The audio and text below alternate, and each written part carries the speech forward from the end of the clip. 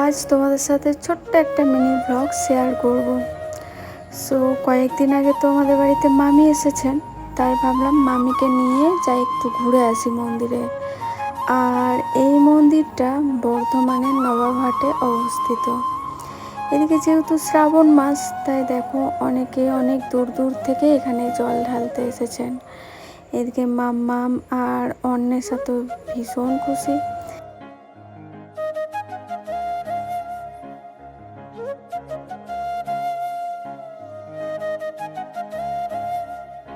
এই যে মন্দিরগুলো তোমরা দেখতে পাচ্ছ, এই মন্দিরের মাঝে পুকুর রয়েছে।